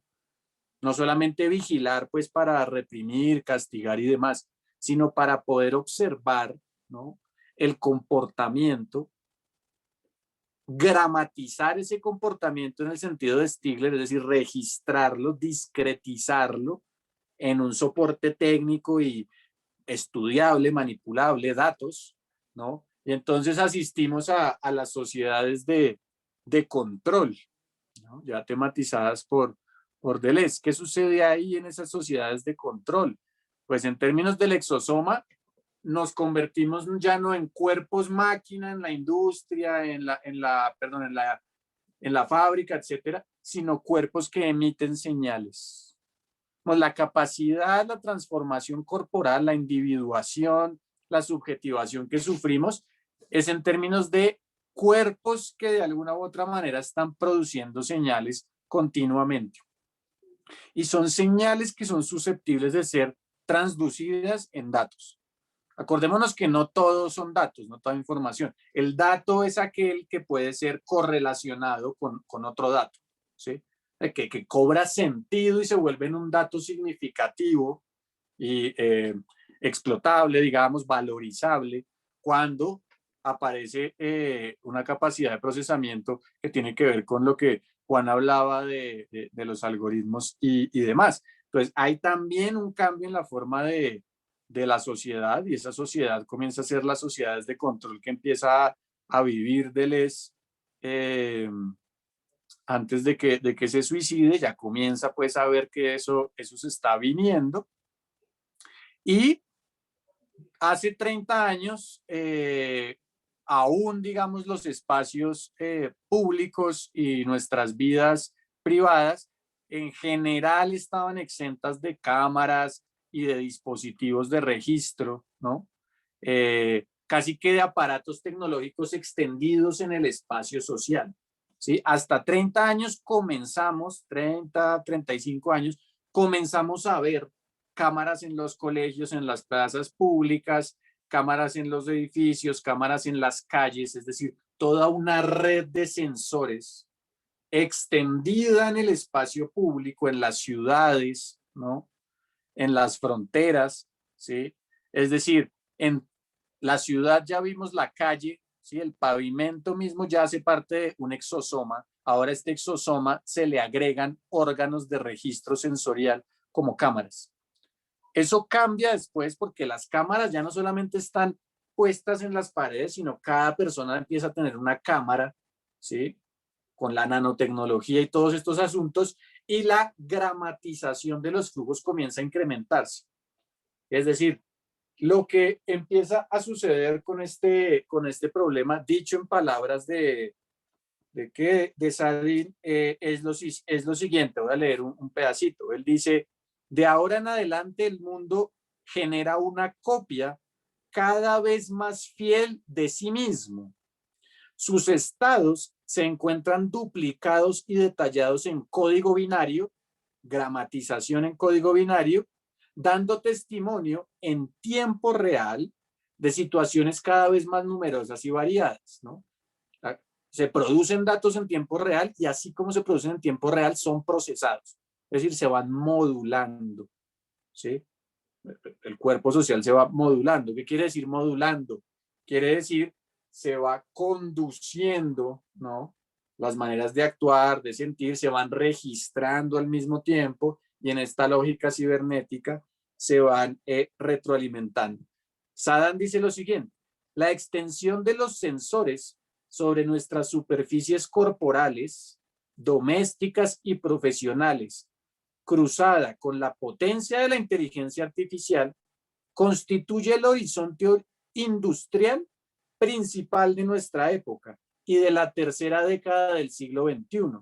No hay límite a la puesta en datos del mundo y a los usos de ello que se podrían concebir. Vivimos el tiempo eufórico de una economía digital en pleno despliegue, destinada, y esto es clave, a monetizar cada circunstancia espaciotemporal singular. Porque lo que se denomina economía del dato, aplicada a largo plazo a todos los fenómenos del mundo y de la vida, es inagotable. Esa es, digamos, la idea que aparece a partir de todas las tecnologías que terminan impulsando Silicon Valley, ¿no? Los datos son inagotables, es casi que una mina de oro sostenible, digámoslo, sustentable a largo plazo, casi que infinita, ¿no? Las conversaciones, los gestos, todo se vuelve completamente monetizable. ¿Qué va a decir Sadim para aportar una cosa más en términos de la dimensión de la colonización, ¿no? El proyecto siliconiano como proyecto de colonización? Miren lo que encuentra Sadim en el documento oficial de Estados Unidos que lanzaba el programa interdisciplinario de investigación sobre la convergencia entre nanotecnología, biotecnología, tecnologías de la información y ciencias cognitivas. Este es un documento del 2002, dice lo siguiente: cuando las tecnologías del siglo XXI converjan, estas que acabo de decir, la humanidad podrá finalmente, gracias a ellas, alcanzar un estado caracterizado por la paz mundial, la prosperidad universal y la marcha hacia un grado superior de compasión y consumación. Eso es lo que dice el documento oficial que lanza ese proyecto de integración tecnológica, ¿no? Lo que aparece ahí, si uno quisiera verlo, es una especie de visión siliconiana del mundo que es implícitamente garante de una especie de moral que asegura la consumación de una especie de vida ideal, ¿no? La visión del mundo siliconiana es la visión anudada a su concepción de la técnica, su forma de organizar nuestro exosoma, es decir, nuestra energía vital, nuestra individuación psíquica y colectiva, a partir de una valorización radical de, digámoslo, de la racionalidad tecnocientífica. Es la racionalidad tecnocientífica el vector privilegiado de perfeccionamiento de la organización de la vida. En palabras de Yukui, la monotecnología, sin lugar a dudas, digamos. Cuando uno lee a Sadim o a Saddam, lo que uno encuentra es, bueno, unos momentos muy agudos de su pensamiento, pero también una especie de clima que a veces puede convertirse en tecnofobia. Y es que a veces puede terminar nutriendo la idea o esta idea vieja de que las máquinas van a venir a someternos y a esclavizarnos y demás. Por eso es que nosotros quisimos traer a Stigler al inicio, ¿sí? Esa visión de las máquinas esclavizando a los seres humanos es una visión que usualmente se estructura a partir de entender las máquinas, comunidades preexistentes y los humanos, comunidades preexistentes.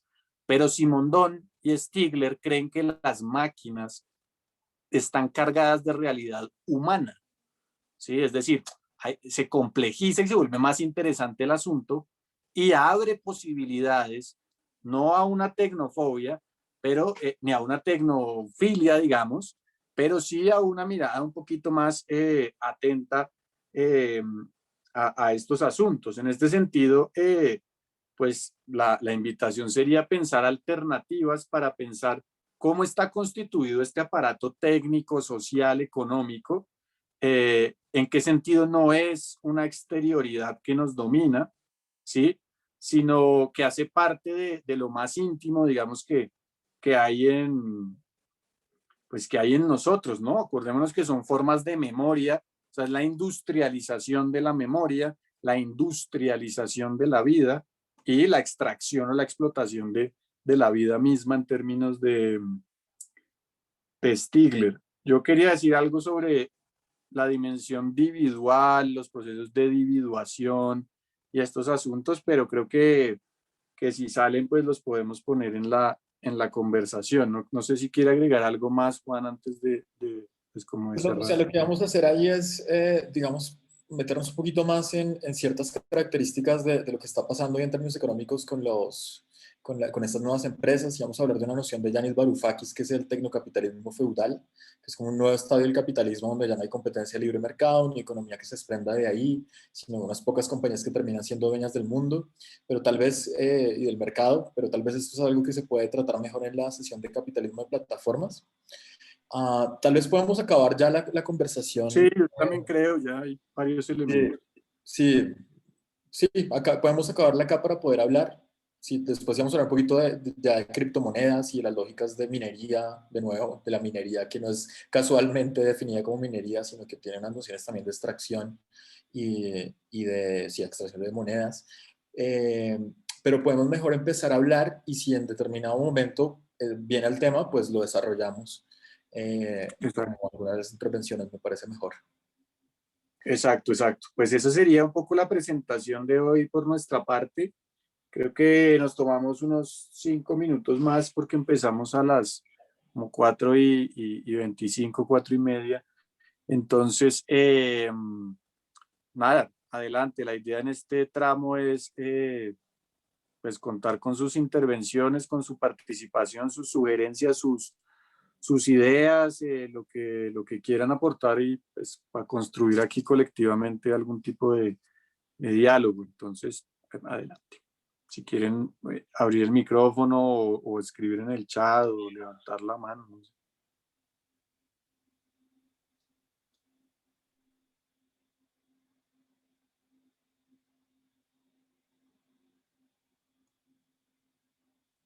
Mientras tanto, voy a ir mirando en el chat. Bueno, hay unos comentarios, me imagino que con la parte que estábamos hablando de la estadística, que dicen técnicas de control biopolítico no territorial, la estadística como pasaba en los censos o con las votaciones del Estado, si efectivamente son todos esos fenómenos los que permite el desarrollo de esa técnica. Pero bueno, no sé si alguno quiera intervenir, quiera que desarrollemos algo o quiera comentar algo. Sí, buenas tardes. Muchas gracias, Santi y Juan, por la intervención. No sé si alguien desee pues no usar el micrófono, tal vez en el chat, pues yo estaría pendiente de leer sus preguntas, tener como 4 intervenciones, si les parece. No sé si alguien desea intervenir. Julián Alfonso.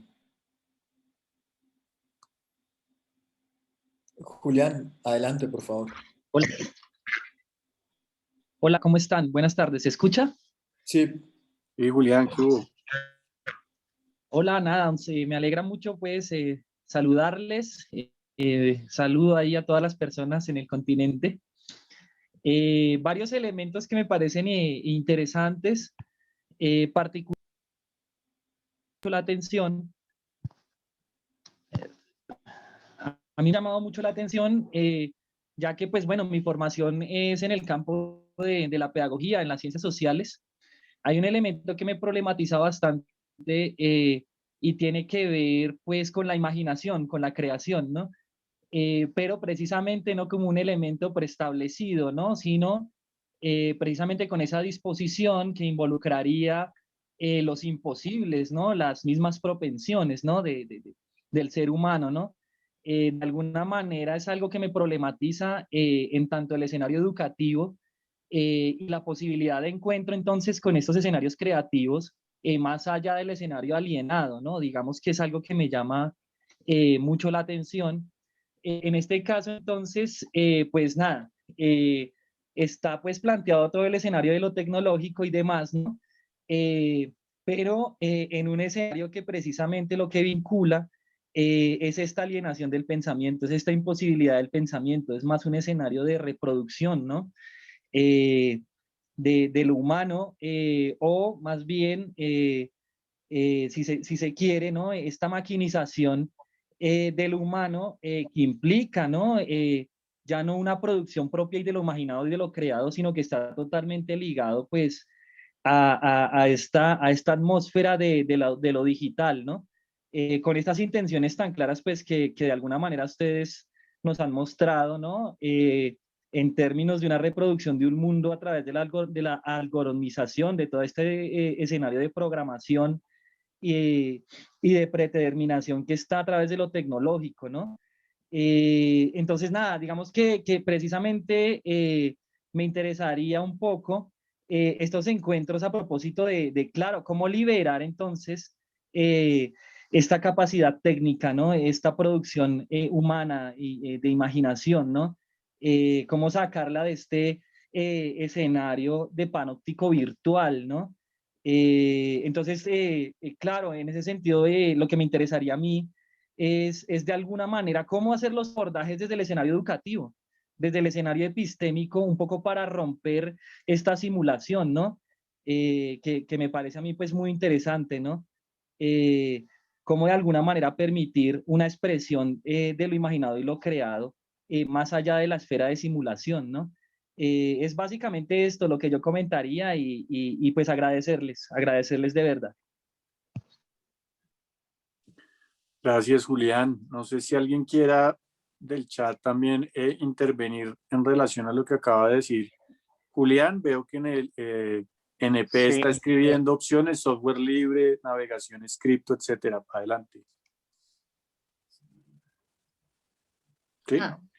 No, pues sumar a lo de Julián, yo creo que es como llevar este pensamiento pesimista como acciones prácticas y creo que es fundamental como cuestionarnos el mismo uso.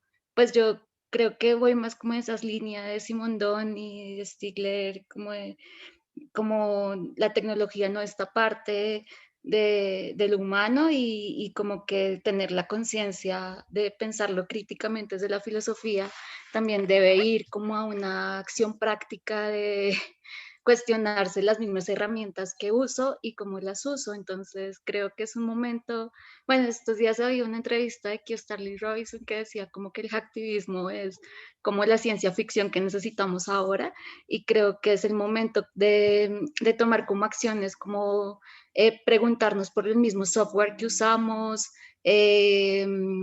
como experimentarlo, como cuidar las cookies, bueno, ya las cookies se van a acabar ahí, pero por lo menos como tratar de buscar otros, desgoogleizarse un poco, ¿no?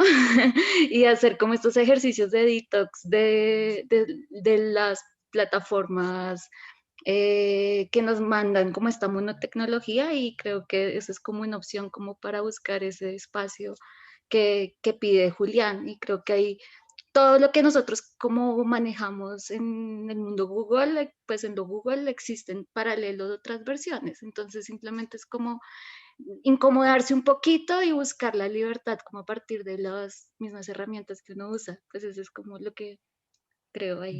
De acuerdo, yo estoy de acuerdo. Yo creo que, digamos, si algo ha probado por lo menos los últimos meses es que también en acciones colectivas de organización conjunta hay una pues hay una fuerza muy grande. Y piensen, por ejemplo, en lo que pasó con este tema de lo de GameStop y toda la lógica de este movimiento de Reddit metiéndose en la misma bolsa, ¿no? Y lo que pasó, el auge de la acción, la caída de las inversiones de quienes estaban apostando por toda esa lógica. Y ahí hay una cosa que de hecho Yanis Varoufakis en esa entrevista donde habla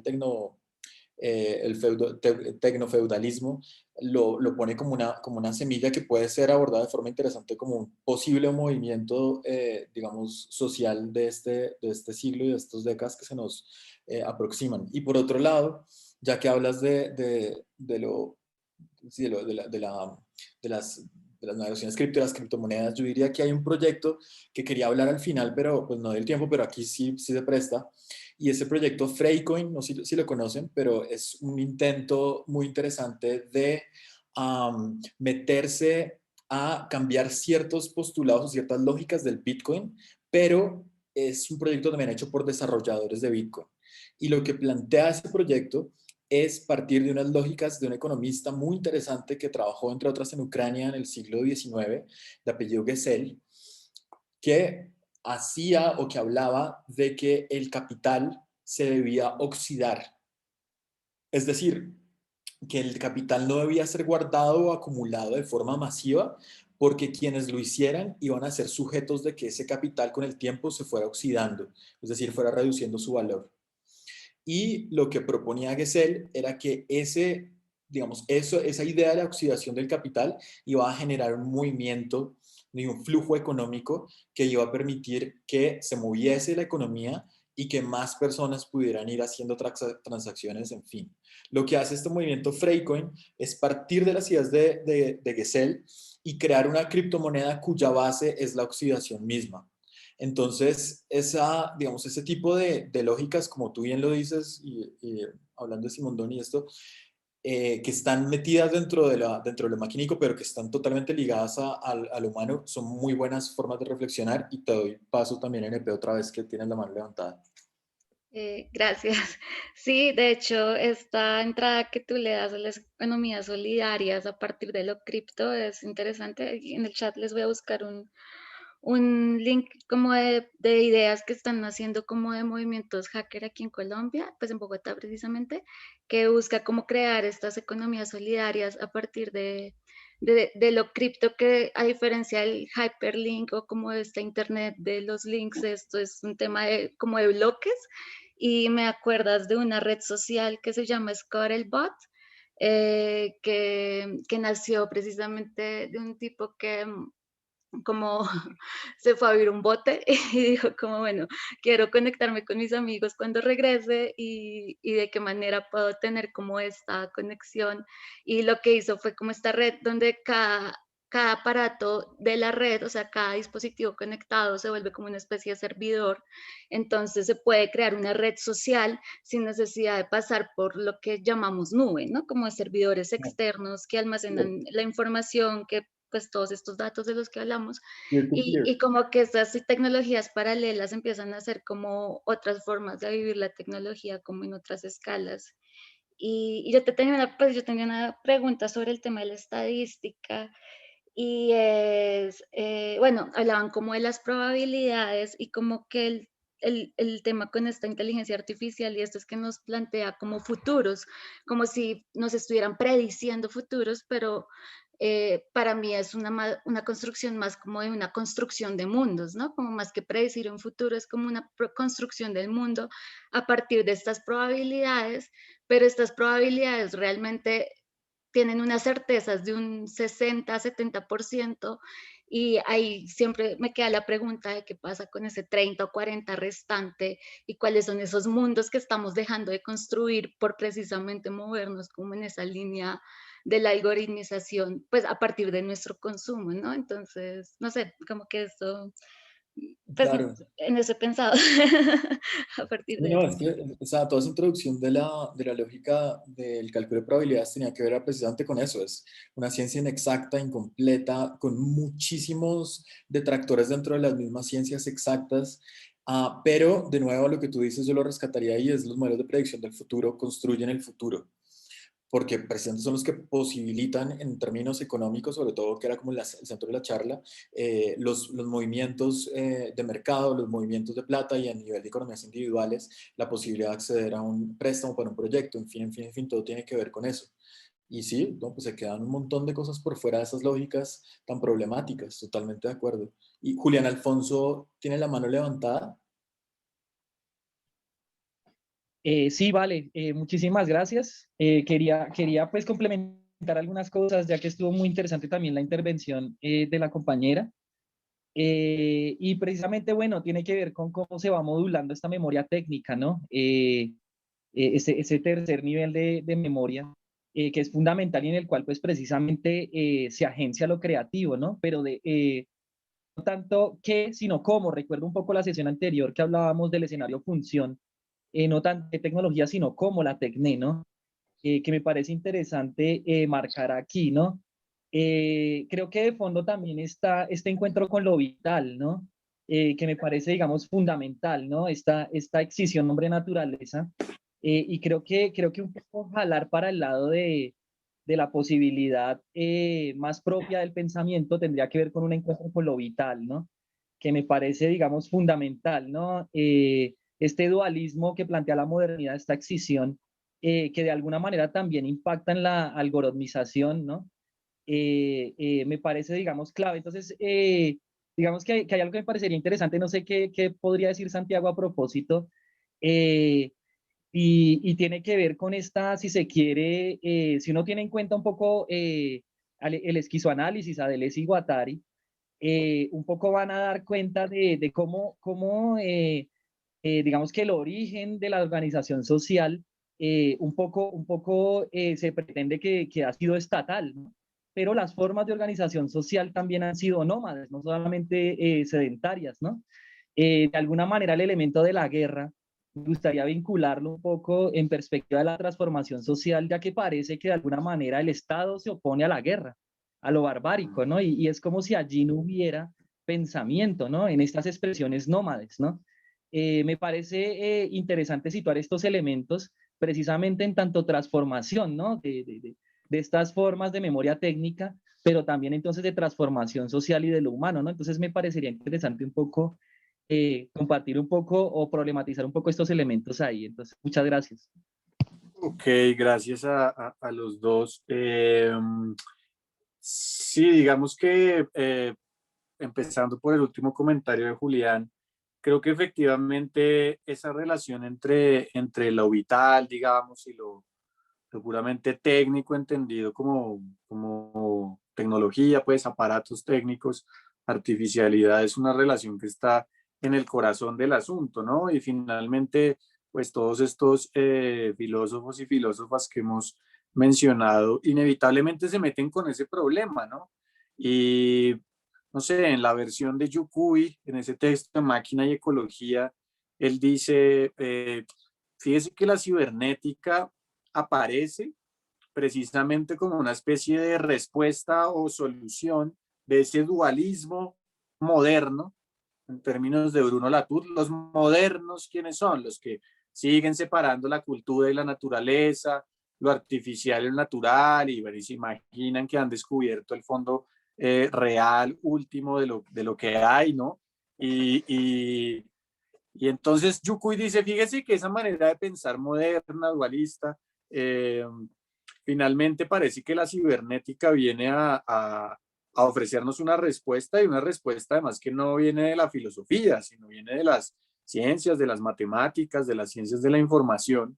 ¿Por qué? Porque en la cibernética, como estábamos diciendo al principio, el paradigma tiene que ver con que todo se convierte en información, ¿sí? Es decir, ya el problema mente-cuerpo, el problema alma, soma, sociedad, individuo, animales, vegetales, máquinas, pues puede ser recomprendido, reabordado, repensado a la luz de una noción de información y de la comunicación que atraviesa, digamos, toda la realidad. Y esa es la cibernética. La cibernética explicaría, bajo otras lógicas causales, ¿sí?, anudadas con la autopoiesis y teoría de sistemas, pues que lo que existe son seres informáticos o informacionales, agentes que entran en relación. Y Yukui va a decir una cosa que está en Stigler, y es cuando llegamos al momento en el que lanzan el primer satélite, el Sputnik, y empieza a orbitar alrededor de la Tierra, pues se produce un cambio enorme en el proceso de exosomatización. Y el cambio consiste en que el cuerpo de la especie, el cuerpo de los antropoides que somos nosotros, se extiende a la exósfera, más allá de la atmósfera terrestre, y comienza a ser una capa tecnológica. Y dice Yukui en una imagen retórica potente, es decir, por primera vez la Tierra es cubierta por un envoltorio técnico. Y en ese momento la Tierra va a comenzar a funcionar o a aparecer a los ojos de estos nuevos paradigmas como una especie de organismo cibernético controlable desde la capa satelital y desde la capa de la red y la malla tecnológica al interior de la Tierra, ¿sí? Entonces uno diría, ¿el problema es el dualismo? Parece que en este caso no. Yukui va a decir, ya el problema ni siquiera es el dualismo, sino esta nueva forma de monismo, si se quiere, o de inmanentismo cibernético, en el que habría que pensar cuál es el problema, ¿no? La cibernética parece como una especie de gran totalidad que impediría pensar lo local, ¿no? Que es lo que le interesa a Yukui con las cosmotécnicas. Entonces, eso por un lado, parece que el dualismo ya no es el enemigo. Obviamente sí, ¿no? Hay un montón de modernos y por eso el proyecto de Bruno Latour y los demás sigue funcionando, ¿no? En términos de los modernos. Pero, ¿cuáles son las propuestas que uno encuentra desde, digamos, que empiezan a emerger paralelas a este ascenso de la cibernética y las nuevas tecnologías? Pues formas de entender el mundo y propuestas políticas y filosóficas ancladas en pensar la ecología o en repensar la ecología. Entonces hay gente que propone pensar la ecología más allá de la naturaleza. Ya no tiene sentido pensar la naturaleza, es un concepto que está en una matriz dualista que confunde. Lo que hay que pensar, por ejemplo, es la ecología, el estilo Guattari, las 3 ecologías, al estilo del mismo Yukui en su noción de tecnodiversidad, etc. Las relaciones entre lo vivo y lo maquino. Y con relación a lo que decía NP respecto a la ficción y a estos asuntos, y al hecho de que parecería que las probabilidades solamente son del 70% o lo que sea, así fueran del 99.9, habrá una franja incapturable, ¿no? Jorge Alemán, el psicoanalista, dice, si el crimen del capitalismo fuera perfecto, no podríamos hacer nada, ¿sí? Pero no es perfecto, es decir, hay una zona incontrolable aún, ¿no? Inmanejable, rangos de acción de libertad, ¿sí? Si le damos, digamos, si la narrativa es apocalíptica y ya no hay nada que hacer, estamos cediendo esa fracción de libertad a la retórica del nihilismo, digamos. Pero en este sentido, ¿qué hay aquí? Siguiendo ahora a Mark Fisher, tiene un texto que es buenísimo que se llama algo así como la necesidad de las ciencia ficciones económicas. Y Mark Fisher dice, hay que imaginar otros mundos económicos, hay que prestarle la mano a los virtuales, a las posibilidades, y es que es posible, digamos, una especie de transformación, y ahí hay un carácter militante afirmativo y casi que consciente pues de la lucha o de la guerra que habría entre modernos y terrícolas, siguiendo el esquemita de Latour. Entonces, claro, la fuerza de la imaginación está ahí de por medio. Y ya para finalizar, en relación a lo de la educación, Simondon insiste en la necesidad de programas educativos al nivel de los niños, de la escuela, de los colegios, primaria, secundaria, de una especie de tecnoeducación, es decir, donde los niños desde pequeños, así como les enseñan religión, ciencias, lenguaje, lo que sea, les enseñen también el asunto del estudio y de la comprensión de los seres técnicos.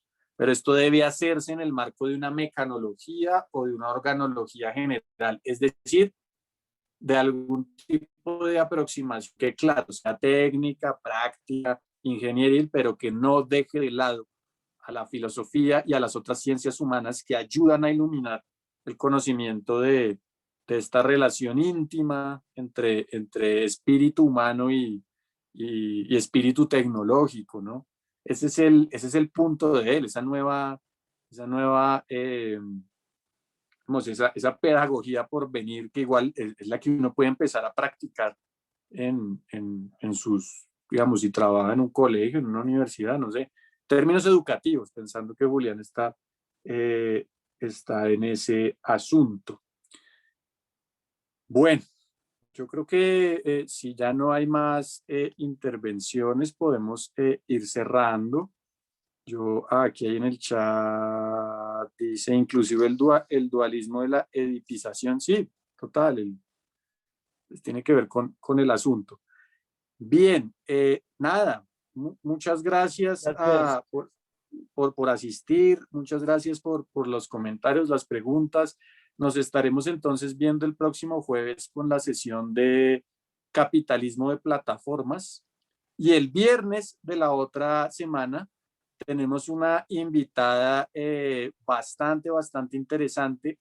Es una mujer que ha trabajado durante muchos años con comunidades indígenas y ha pensado con ellos la realidad técnica, tecnológica y demás, y puede ser una muestra o un ejemplo, un caso de lo que podría llegar a significar una cosmotécnica o algo así. A mí me gusta pensarlo en ese sentido, creo que Juan está también en la misma onda, entonces bienvenidos el próximo jueves y viernes de la otra semana. No olviden el Baki y la idea pues de poder también tejer relaciones de apoyo mutuo. Nosotros hacemos esto con mucha pasión y queremos seguir haciéndola de una mejor manera a través de consolidación de plataformas y recursos pues que pueden cristalizarse también con su apoyo. Entonces, pues nada, que estén muy bien y nos vemos.